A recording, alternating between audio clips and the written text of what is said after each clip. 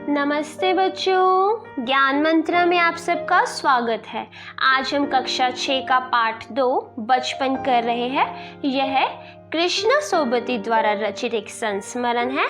इस पाठ की समरी हम पहले कर चुके हैं, उसका लिंक मैंने डिस्क्रिप्शन बॉक्स में दिया हुआ है, आप वहां से देख सकते हैं। आज हम प्रश्न उत्तर करेंगे। तो प्रश्न 1 है, उम्र बढ़ने के साथ साथ लेखिका में क्या क्या बदलाव हुए हैं?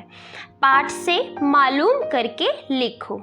उम्र बढ़ने के साथ साथ लेखिका के पहनावे में काफी बदलाव आए हैं। पहले वह रंग बिरंगे कपड़े पहनती रही है, जैसे नीला, जामुनी, ग्रे, काला, चॉकलेटी, परंतु अब वह हल्के रंग के कपड़े पहनना पसंद करती है। पहले वह फ्रॉक, निकरवॉकर, स्कर्ट, गरारे, लहंगे पहनती थी, परंतु अब चूड़ीदार और घेरदार कपड़े पहनती है।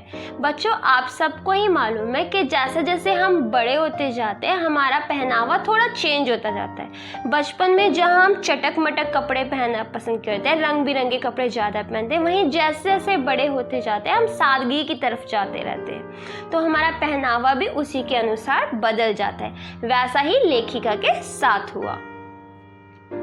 प्रश्न 2, लेखिका बचपन में इतवार की सुबह क्या क्या काम करती थी? बचपन में इतवार की सुबह लेखिका अपने मोजे धोती थी, फिर जूतों पर पॉलिश करके उसे कपड़े या ब्रश से रगड़कर चमकाते थे। प्रश्न 3, तुम्हें बताऊंगी कि हमारे समय और तुम्हारे समय में कितनी दूरी हो चुकी है। इस बात के लिए लेखिका क्या क्या उदाहरण देती है? उत्तर, लेखिका अपने समय से आज के समय की दूरी को बताने के लिए निम्नलिखित उदाहरण प्रस्तुत कर रही है। तब उन दिनों रेडियो और टेलीविजन की जगह कुछ घरों में ग्रामोफोन होते थे। उस समय रेडियो टेलीविजन इतना नहीं था, ग्रामोफोन चलते थे। पहले कुल्फी होती थी, अब आइसक्रीम हो गए। पहले के ज़माने में बच्चे कुल्फी खाते थे, आजकल उसका रूप आइसक्रीम ने ले लिया है। कचौड़ी, समोसे अब पेटीज में बदल गया है। फाल से और खसखस के शरबत के स्थान पर कोक और पेप्सी जैसे शीतल पेयों ने ले लिया है। उनके समय में कोक नहीं थी, लैमनेड, विम्टो मिलती थी। प्रश्न 4, पाठ से पता करके लिखो कि लेखिका को चश्मा क्यों लगाना पड़ा। चश्मा लगाने पर उनके चचेरे भाई ने उन्हें क्या कहकर चिढ़ाते थे? लेखिका को रात में टेबल लैंप के सामने बैठकर पढ़ने के कारण उनकी नज़र कमज़ोर हो गई थी, इस वजह से उन्हें चश्मा लगाना पड़ा। लेखिका क्या करती थी, रात रात भर बैठकर टेबल लैंप के नीचे पड़ती थी, जिस कारण से आंखों पर ज़्यादा जोर पड़ता है। जब हम अगर बच्चों आप भी रात को लाइट वाइट बंद है और आप मोबाइल में लगे रहोगे ना, तो आपकी भी आइज़ वीक हो जाएगी। या फिर पूरे के पूरे कमरे में रोशनी, आप छोटा सा बल्ब जलाकर चिन्नी सी रोशनी में पड़ोगे तो आइज़ पे असर पड़ता है, आइज़ पे ज़्यादा जोर पड़ता है, जिसके कारण वह वीक हो जाती है। ऐसे लेखिका की भी आंखें कमज़ोर हो गई थी। उनके चचेरे भाई चश्मा लगाने पर उन्हें छेड़ते हुए कहते थे, आँख पर चश्मा लगाया ताकि सूझे दूर की, यह नहीं लड़की को मालूम सूरत बनी लंगूर की।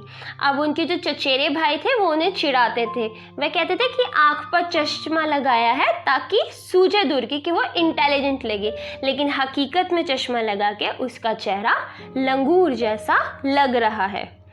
प्रश्न 5, लेखिका अपने बचपन में कौन कौन सी चीज़ें मजा ले लेकर खाती थी? उनमें से प्रमुख फलों के नाम लिखो। उत्तर, लेखिका बचपन में चॉकलेट को बड़े मज़े से खाती थी। उनको सप्ताह में एक बार चॉकलेट खरीदने की छूट थी। लेखिका चॉकलेट को साइड बोर्ड पर रख देती थी, फिर बिस्तर पर लेटकर मज़े से खाती थी। इसके अतिरिक्त कुल्फ़ी, शहतूत, फालसे के शरबत, चॉकलेट, पेस्ट्री तथा फल मज़े ले लेकर खाती थी। कुछ प्रमुख फल काफल और चेस्टनट था जो वह खाया करती थी। अब आगे के क्वेश्चन है संस्मरण से आगे। प्रश्न 1, लेखिका की तरह तुम्हारी उम्र बढ़ने से तुम्हारे पहनने ओढ़ने में क्या क्या बदलाव आए, उन्हें याद करके लिखो। लेखिका की तरह मैं भी पहले फ्रॉक पहनती थी, परंतु अब चूड़ीदार कुर्ती पहनती हूँ। प्रश्न 2, लेखिका के बचपन में हवाई जहाज की आवाज़ें, घुड़सवारी, ग्रामोफोन और शोरूम में शिमला कालका ट्रेन का मॉडल ही आश्चर्यजनक आधुनिक चीज़ें थी।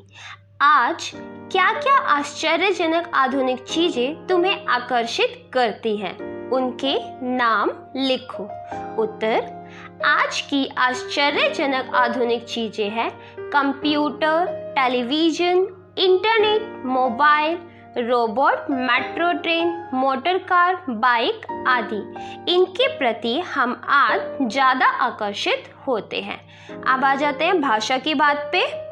प्रश्न 1, क्रियाओं से भी भाववाचक संज्ञाएं बनती है, जैसे मारना से मार, काटना से काट, हारना से हार, सीखना से सीख, पलटना से पलट, हड़पना से हड़प आदि भाववाचक संज्ञाएं बनी है। देखो, मारना, किसी को मारने का कार्य हो रहा है, ये हमारी क्रिया है, इससे हमारी भाववाचक संज्ञा बनी मार। काटना, काटा जा रहा है, उससे बनी काट। हारना, हार जाना, ये भी एक क्रिया है, उससे बना हार। सीखना, कोई काम सीख रहे हैं, इससे बना सीख। पलटना से पलट और हड़पना से हड़प। ये जो हमारी बनी है भाववाचक संज्ञाएं बनी है। तुम भी इस संस्मरण में कुछ क्रियाओं को छाट कर लिखो और उनके भाववाचक संज्ञा बनाओ। अब हमने कुछ क्रियाओं को छाट कर लिखा है जिनकी हमने भाववाचक संज्ञाएं बनाई है। देखिए, गूंजना, गूंज, उभार, उभरना, दौड़ना, दौड़, चढ़ना, चढ़ाई, चाल, चलन, गहराना, गहराई, खींचना, खींच, बदलना, बदलाव। ये हमने क्रिया से भाववाचक संज्ञाएं बनाई हैं। प्रश्न 2, संस्मरण में आए अंग्रेजी के शब्दों को छाट कर लिखो और उनके हिंदी अर्थ जानो। अब हमें संस्मरण में से छाटकर अंग्रेजी के शब्दों को छाटकर लिखना था और उनके हिंदी अर्थ बताने थे। तो पहला है हमारा फ्रॉक। फ्रॉक आप सबको पता है क्या होता है, लड़कियों के पहनने का घेरदार झबला। ऑलिव ऑयल, जैतून का तेल, कैस्टर ऑयल, अरंडी का तेल, स्टॉक, भंडार या संग्रह, फ्रिल, झालर, स्पीड, गति।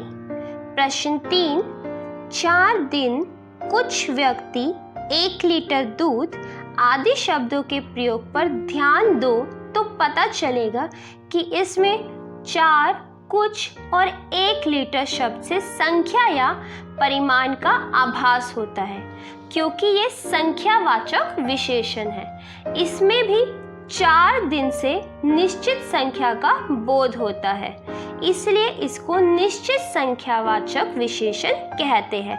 और कुछ व्यक्ति से अनिश्चित संख्या का बोध होने से इसे अनिश्चित संख्यावाचक विशेषण कहते हैं।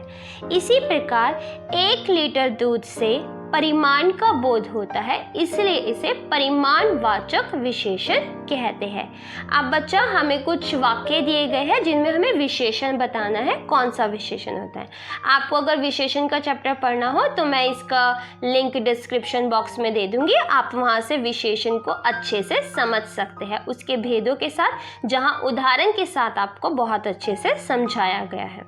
तो देखते हैं, पहला हमारा है, मुझे 2 दर्जन केले चाहिए। अब इसमें विशेषण का कौन सा भेद आएगा हमें बताना है।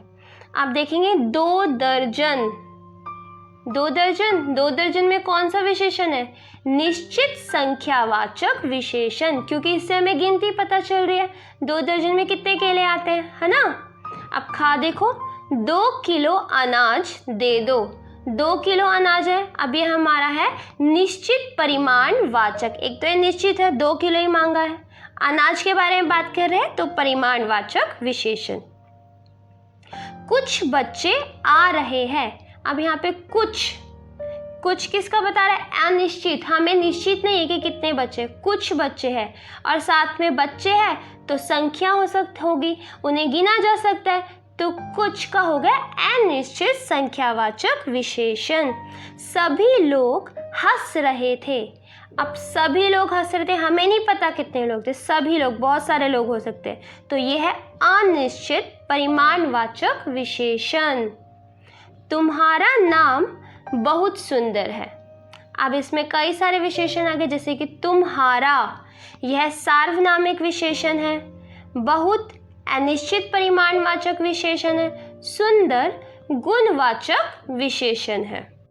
तो बच्चों, हमारा ये पाठ यहीं पे ख़त्म होता है। उम्मीद है आपको ये अच्छे से समझ आ गया होगा। अगर अभी भी कोई डाउट हो तो आप मुझसे कमेंट बॉक्स में कमेंट करके पूछ सकते हैं। अगर वीडियो पसंद आई हो तो वीडियो को लाइक ज़रूर करें और चैनल को सब्सक्राइब करना ना भूलें। धन्यवाद।